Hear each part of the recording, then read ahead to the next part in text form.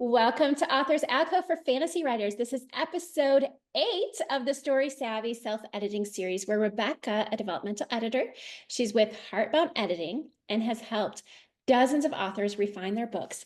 She is helping me self-edit my good story into a great one. If you haven't already, I encourage you to like and subscribe to this podcast. You can also join the Authors Alcove community by going to Patreon or check out the new membership site at authorsalcove.com. So last week we went over the most fundamental basics of story structure, beginning, middle, and end. And today we're going to begin talking about specific moments, starting with the biggest choice our protagonist has to make. Yes, and Welcome, Rebecca. I, I am very excited to get into this topic. And it's going to be our first individual story beat. Everything that we've been looking at so far is either, doing research on these sort of smaller moments or looking at the very, very big picture. And we've been slowly working our way down. So I am very excited to get into the global crisis of a story and what makes it work. By the end of this episode, you will hopefully feel confident identifying the global crisis in your story specifically and knowing how to make it as good as it can be. To get started, I am going to ask a very broad, big question, but how do we know what the biggest question for our protagonist is, and how do we know if it isn't obvious in our book? There's no super easy answer to this, but it's something I very often help clients with because it's a big moment, but not everyone is aware of that. So I will give you a few brainstorming questions to work on your own or while you're listening to the episode, whatever you want to do. First, where does the protagonist decide to change for real or for good? So in a meaningful way or permanently? Write that down. That might be the answer. Question two is where does the protagonist decide that there is no longer any question about whether or not they will face the force of antagonism, even if they don't know how they're going to do that yet? Question three is where does the protagonist realize that they've been coming at a problem wrong or looking at things in the wrong way or being the wrong kind of person for a long time up to that point? And where do they decide that moving forward, they're going to do so differently or in a better way? So, where should that global crisis moment go in the story? The global crisis moment should come between the midpoint shift, which we talked about in last week's episode, but after the protagonist has had time to reflect in the gap after that big emotional drop of that midpoint shift. But it needs to happen before the last act break, where they start preparing for the climax. It's up to you and your story's needs exactly where that needs to happen, but those are sort of the bumper rails on it. So, like we talked about with genre requirements many weeks ago, this is something that is likely so baked into the stories that we've been consuming our entire lives that it's likely your subconscious already knows that and already put something at least close to a global crisis or what could serve as one in that general area already. For example, in romance, this is often where the female main character realizes that she made a big mistake in pushing away the main male character around the midpoint break and has her moment of, all right, do I own up to that and go back and apologize and try to get him back, or do I continue wallowing in self-pity? So, how do I know if the global choice our main character needs to make is big enough? The big question to ask yourself to answer that is, does it matter? Does it matter so much that the entire rest of the book depends on the choice that they make in that moment to a significant degree? To be clear, if the rest of the book won't happen at all if they choose wrong, that's more of a climax moment. That's something where the stakes are really, really high. Especially if they make the wrong choice in their global crisis moment, if they're going to die, so the rest of the book isn't going to happen. That's a climax thing, not a global crisis. But it still needs to matter for them and for how they're going to approach the climax. So your question is pretty easy to answer in the negative, so in the negative space. If which choice they make doesn't really matter, then it isn't big enough. That's the very simplified version.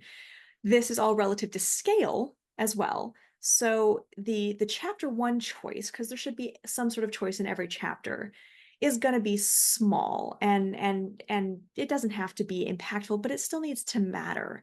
But then the big moment, the biggest choices they have to make have to matter the most and have the biggest impact. I think one of the good things that you pointed out was that the or the global choice is different than the climax. I think that's important to note.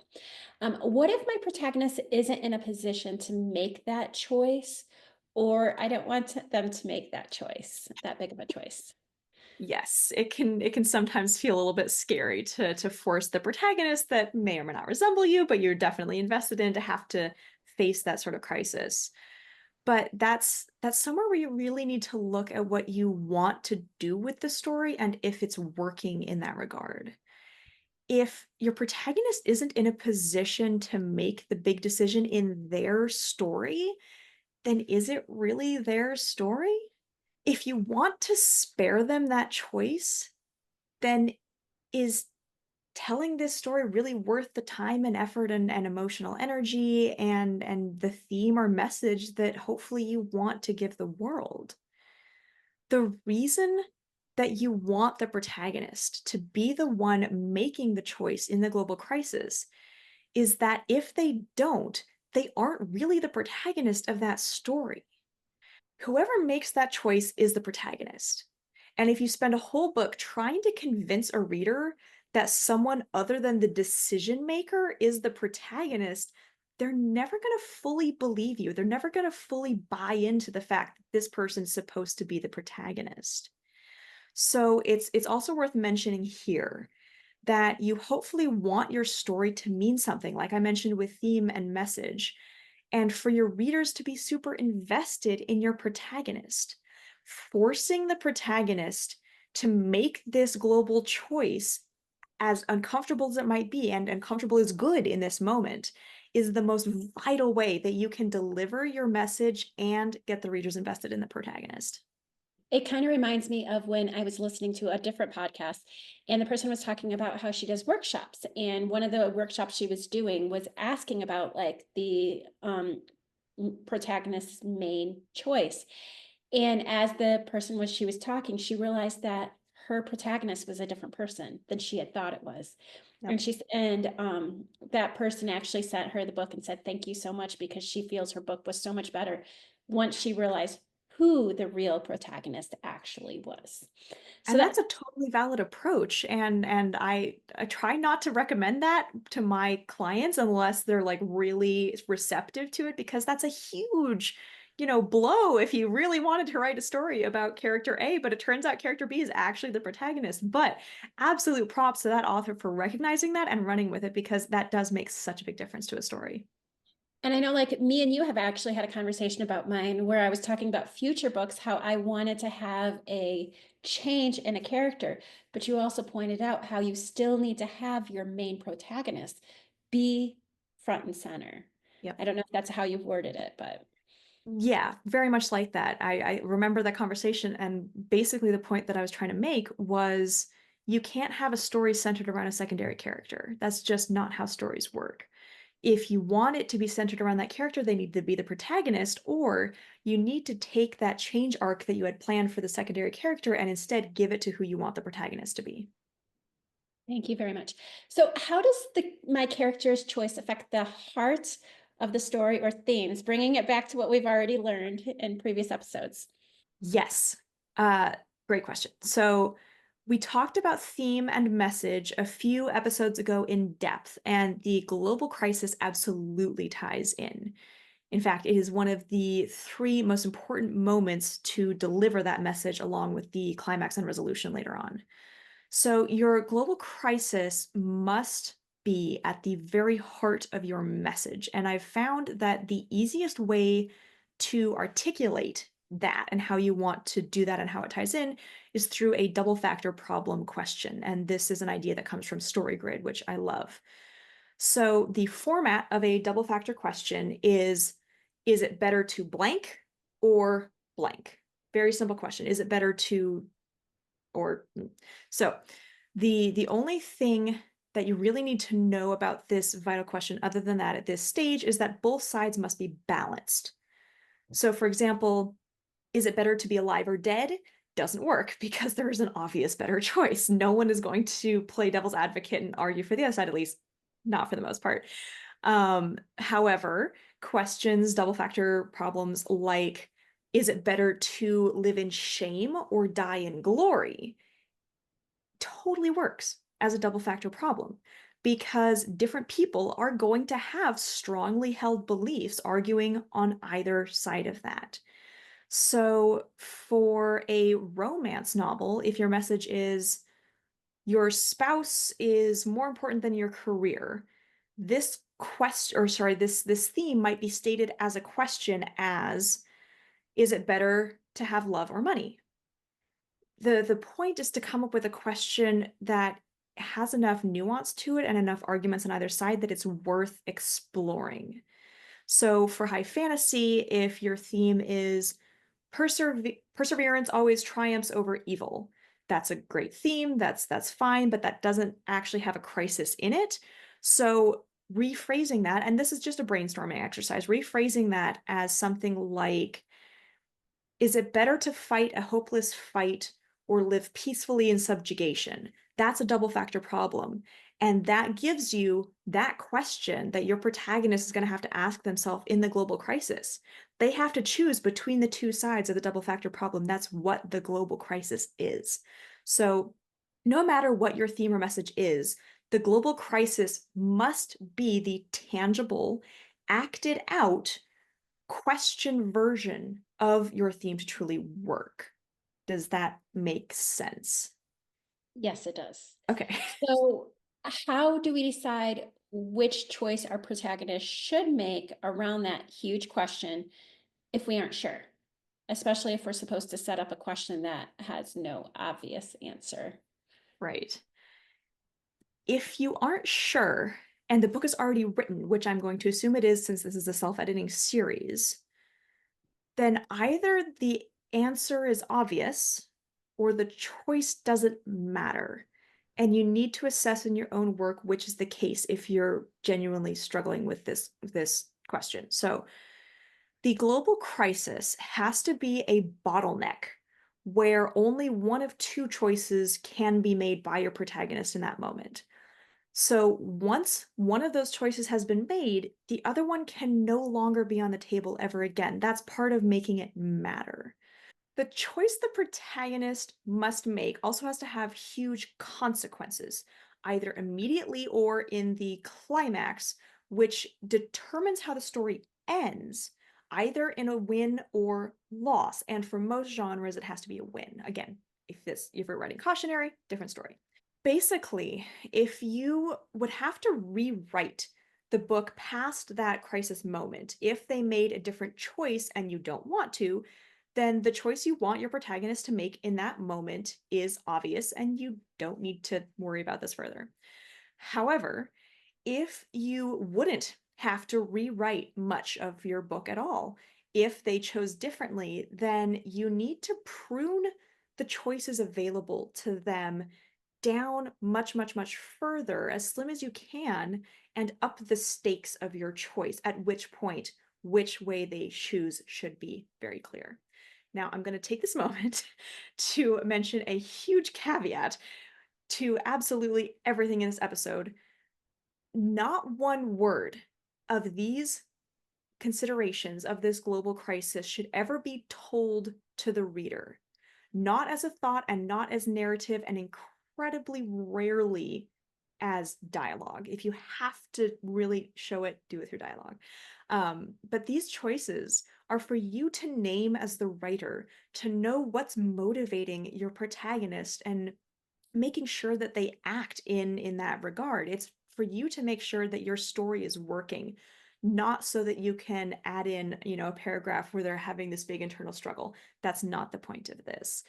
These crises should never ever be spelled out on the page. I would never throw this pedantic advice at a client. I try to be nicer than that, but it's worth mentioning in this series.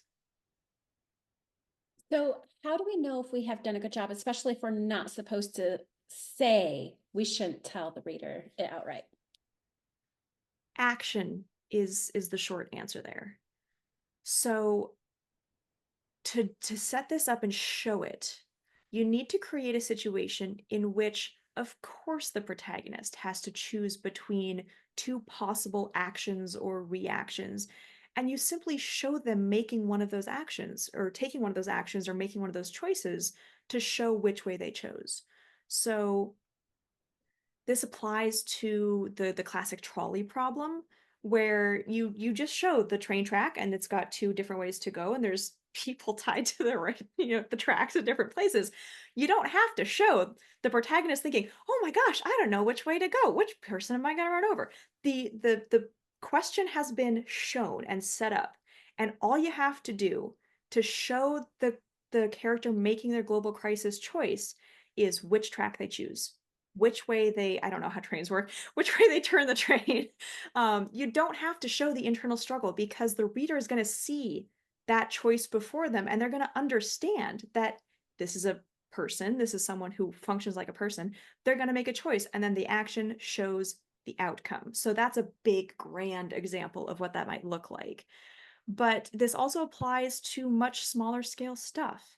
So, for example, let's say your protagonist is going to a party and you have to make them choose. This probably isn't, global crisis level, but scene level crisis. They have to choose between either, standing up to their drunk uncle and calling him out for the shitty things he's saying, or they have to sacrifice the progress that they've been making internally towards being braver and being better at speaking up by staying silent. And again, you do not have to have any sort of internal moment of them going, "Oh no, which do I do?" You just show that there is this conflict between loud gross uncle and them needing to speak up or just feeling awful about it, and you just show whether or not they call him out or they stay silent. That's all it takes. Doing this leaves that crisis moment entirely to the subtext and the subconscious of the reader, which is exactly what you want. Actually seeing that internal debate between the carefully spelled out and articulated choices is incredibly boring to actually read and should be avoided whenever possible. You want to show rather than tell, and spelling things out is telling. So if you must show their actual decision making, do so as briefly as possible by showing the protagonist hesitating or starting one action and then switching to the other because they've clearly changed their mind, or trying to enact or pursue a third option because you've given them two. And if they're really struggling to pick between one or two, they might take a moment to sort of look around and be like, "Okay, are these really the two that I have to pick from? I really don't want to." So make sure that they don't get a third, but if you want to show how hard it is, have them look for a different option and then not find one. But that kind of big level expression of "I'm going to spell it out for you" should only happen at that global crisis in the third act. So, how do we know if the reader will find the pivotal choice satisfying? They will if you make the choice meet a couple of suggested requirements. So, number one, make sure that it matters a lot. Number two, make the decision hard to make. Number three, have big consequences for that choice. Number four, make sure that that choice is intrinsic to your overall theme, like we talked about, and how to connect that with the double factor problem. And five, demonstrate without stating it that the protagonist in that moment has made the most vital step towards their needed internal change. even if they have more progress to make around that change before they get to the climax in order to win there, that crisis moment and the choice that they make off of that should absolutely be the first step in the right direction towards becoming braver or kinder or more confident, whatever's needed for their internal change arc. So I know we need to wrap up, but I did want to ask one last question. When we are self-editing, should we stop and look at each scene asking what decision the protagonist is making, or just at the global? Right. So for this episode, the answer is just look at the global crisis. That's what we're talking about here, and it's a big marker. But if you want to look at the crisis in every scene, you can. Probably, I wouldn't recommend doing so until we've tackled future topics in this series, like core events. But if you're determined to, first of all, scene level crises can be subtle. So don't wear yourself out or wear out your readers by trying to put a massive choice in every single scene. They don't all have to be that. If you really want to do this chapter by chapter right now, some of the things that you can watch for are uh, what moves the story forward in each scene. Does your protagonist make a choice which causes that core momentum, or are they forced to make a choice by that action?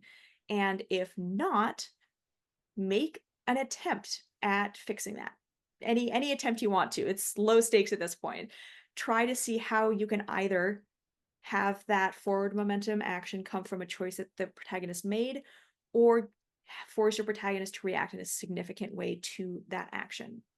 So, most often when I see this issue on a smaller scale, so chapter by chapter, scene by scene, it's one of two situations that you can watch for. First, wow, my brain glitched. This takes a lot of energy. Well, you're using a lot of your brain. I find driving that too. Like you get exhausted driving because you're constantly thinking. And sometimes we underestimate how much work we're doing when we're working our brain. All right. Most of the time, name of there. Most often, when I see this issue on a smaller scale, it's because it's falling into one of two categories that you can look for in your own work. Either the scene lacks a core memorable event altogether, in which case I suggest adding one, which again we'll go over later in the series, or option two, a secondary character is taking on and owning that the crisis in that scene over the protagonist. In which case, I suggest looking at how you can make your protagonist either take that role on, so their lines or their actions now belong to the protagonist, or simply choose to make the protagonist more proactive in some small way in that moment to avoid the sense that they are just being passive and getting swept along, which we talked about briefly earlier when you mentioned that you and I had a conversation about that in your own later books of you can't have the secondary characters taking too much of that agency. So, to wrap things up at the end of this episode, how are you currently feeling about that one big moment in your book of that global crisis and the choice that your protagonist makes in that moment? That's one thing that like I just knew from the very beginning she was going to make that choice. That was the whole point. That was actually the pivotal moment of me being like, okay, I have these characters doing nothing. And then like, it was during that therapy session when I realized, that like I was a peacekeeper. I was always trying to keep the peace. And if I wanted real peace, I needed to actually act. And it was in that moment that I guess so. I guess when I started actually writing my book, it was because I had that pivotal change, that pivotal choice. That's awesome. And I'm glad you mentioned that because for myself and my own writing, I tend to assume that, the climax action is the core of most stories, but it absolutely can be the global crisis. And just tying back to something I said very early on in this episode, different genres have different expectations. And if you're writing a maturation plot or a disillusionment plot of any kind, it absolutely can be the case that the global crisis is the heart of your story. So I'm really glad you brought that up. Well, thank you so much for answering all of my questions. I really appreciate it. Of course. Next week, we will do a companion episode to this one, going over the global crisis, or sorry, global climax and resolution, having done the crisis this week. And then the week after, we will get into that character change that I mentioned answering a question earlier in this episode. So for now, I really want to thank all of our listeners. If you could please help us out by liking and subscribing to the Heartbound Editing Podcast and the Author's Alcove Podcast, we would be very grateful. And you can find lots more content for fantasy authors and readers beyond this joint series over there. Can't wait to chat with you again.